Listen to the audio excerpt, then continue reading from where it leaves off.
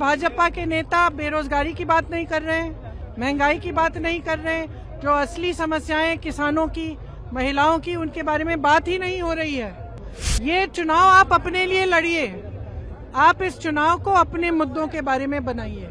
आपको उनसे पूछना चाहिए था कि उनके जो नेता हैं हर जगह जाके ये क्यों कह रहे हैं कि संविधान को बदलने वाले हैं। इस बात का मतलब क्या है? अगर किसी को डरना नहीं चाहिए तो इसका मतलब क्या है? क्योंकि जब संविधान बदलेंगे तो आरक्षण को क्या होगा? 10 सालों में किसी आम आदमी की, किसी आम महिला की के जीवन में तरक्की नहीं आ रही है, रोजगार नहीं मिल रहे हैं, महंगाई घट नहीं रही है। तो ये भ्रष्टाचार के खिलाफ लड़ाई कैसे है? इनसे भ्रष्ट तो कोई है नहीं। ये इन्होंने तो भ्रष्टाचार का बाकायदा सिस्टम बना दिया और जब पकड़े गए तब कहने लगे कि भाई पारदर्शी सूची है। अगर इस देश में आज के दिन ऐसा चुनाव हो जिसमें कोई गड़बड़ी नहीं हो, जिसमें ईवीएम में कोई गड़बड़ी नहीं है, तो मैं दावे के साथ कह सकती हूँ ये 180 से ज्यादा सीट नहीं ले सकते, उससे भी कम लेंगे। मोदी जी, भाजपा के नेता बेरोजगारी की बात नहीं कर रहे हैं, महंगाई की बात नहीं कर रहे हैं, जो असली समस्याएं किसानों की, महिलाओं की, उनके बारे में बात ही नहीं हो रही है। बात इधर उधर की ध्यान भटकाने के लिए हो रही है। इसलिए मैं जहां भी जाती हूं मैं कहती हूं ये चुनाव आप अपने लिए लड़िए, आप इस चुनाव को अपने मुद्दों के बारे में बनाइए। एएनआई को दिए इंटरव्यू में प्रधानमंत्री नरेंद्र मोदी ने कहा था कि किसी को डरने घबराने की जरूरत नहीं है, सब लोग सुरक्षित हैं। अगर तीसरी बार मोदी जी की सरकार बनती है तो वो यथावत उसी तो उनसे किसी ने पूछा? क्योंकि आप लोग तो पूछते नहीं है। एएनआई का हाँ, चाहे एएनआई का हो, चाहे किसी भी चैनल का हो, आप उनसे पूछते नहीं है। आपको उनसे पूछना चाहिए था कि उनके जो नेता हैं हर जगह जाके ये क्यों कह रहे हैं कि संविधान को बदलने वाले हैं। सुनिए कि आप उनसे पूछिए ना कि संविधान को बदलने वाली बात उन्हीं के नेता क्यों कर रहे हैं, ये बात उभरी कहां से और इस बात का मतलब क्या है? अगर किसी को डरना नहीं चाहिए तो इसका मतलब क्या है? क्योंकि जब संविधान बदलेंगे तो आरक्षण को क्या होगा? जब संविधान बदलेंगे तो ये जो अधिकार है जो सबका है इस देश में, कि चाहे प्रधानमंत्री हो, चाहे छोटे से छोटा किसान हो, उसका वोट का अधिकार है, इसका क्या होगा? तो इसका जवाब देना।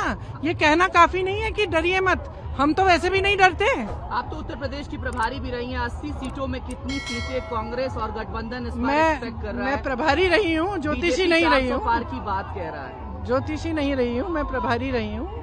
सीटें अच्छी आएंगी, जनता बदलाव चाहती है। मैं राजस्थान गई, उत्तराखंड गई, जनता में कोई रुझान है, थक गए हैं, वो ऐसी राजनीति नहीं चाहते। देख ली उन्होंने 10 सालों से यही घूम घूम के यही बातें हो रही हैं। लेकिन 10 सालों में किसी आम आदमी की, किसी आम महिला की के जीवन में तरक्की नहीं आ रही है, रोजगार नहीं मिल रहे हैं, महंगाई घट नहीं रही है। अब त्योहार का समय है, रामनवमी है, आज त्योहार का समय है, किसी के पास खरीदने के लिए पैसे नहीं है। चाहे कितने भी लोग परिवार में काम कर रहे हों, पूरा ही नहीं हो रहा है। महंगाई इतनी बढ़ चुकी है, बेरोजगारी इतनी बढ़ चुकी है, हद से ज्यादा।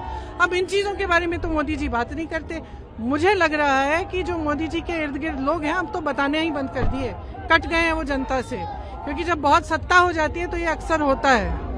कल सुप्रीम कोर्ट में इलेक्टोरल बॉन्ड पर भी सुनवाई हुई, साथ ही साथ जो वीवीपैट है उसको लेकर के सुनवाई हुई। सुप्रीम कोर्ट ने फिलहाल इस पर सुनवाई का अगला फैसला दे दिया। तो इलेक्टोरल बॉन्ड पर और आज आपने वीवीपैट पर भी सवाल खड़ा किया, ईवीएम्स पर भी आप लोग लगातार क्वेश्चन करते रहते हैं। इस बार के चुनाव को कैसे देखते हैं? देखिए, जैसे मैंने कहा, इस चुनाव को हम देखते हैं जनता के नजरिए से।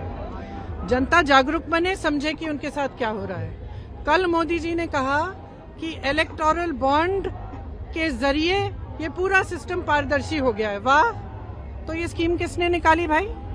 गुप्त चंदा देने की स्कीम किसने निकाली? मोदी जी ने निकाली। अब सुप्रीम कोर्ट ने कह दिया कि इस गुप्त चीज को आप पारदर्शी करो, जनता के सामने सूची लाओ। पहले तो आपने मना किया कि सूची नहीं मिल रही है, फिर सूची भी सुप्रीम कोर्ट ने कहा कि मिल रही है, नहीं मिल रही है हम नहीं जानते, निकाल के दो दिन में। सूची निकली कि नहीं निकली, उसमें क्या पता चला? उसमें पता चला कि जो कंपनी 180 करोड़ रुपए का काम कर रही है वो आपको 1100 रुपए की चंदा दे रही है। उसमें पता चला कि जिसने गुजरात का वो पुल बनाया वो भी चंदा दे रहे हैं। उसमें पता चला कि किसी पर आपने छापा मारा, उन्होंने चंदा दे दिया, अचानक उन पे से केस उठ गए। यही पता चला ना। तो ये भ्रष्टाचार के खिलाफ लड़ाई कैसे है? इनसे भ्रष्ट तो कोई है नहीं। ये इन्होंने तो भ्रष्टाचार का बाकायदा सिस्टम बना दिया और जब पकड़े गए तब कहने लगे कि भाई पारदर्शी सूची है। ये बहुत गलत बात कर रहे हैं। जनता को जागरूक बनना पड़ेगा कि जनता के साथ कितना विश्वासघात हो रहा है आज के दिन।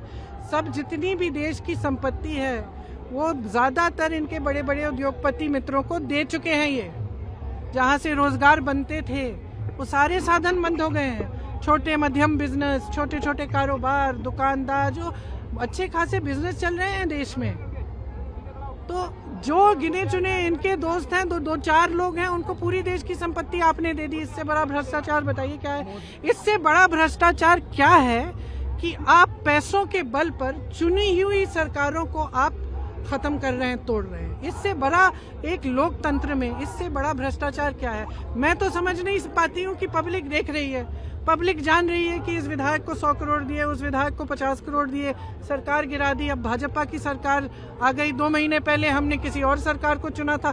पब्लिक देख रही है लेकिन पब्लिक चुप है, मेरे समझ के बाहर है, क्योंकि आप मीडिया के लोग ना उनसे सवाल करते हैं। मैंने हाँ मैंने देखा इंटरव्यू, लेकिन सवाल क्या पूछे इंटरव्यू में भाई?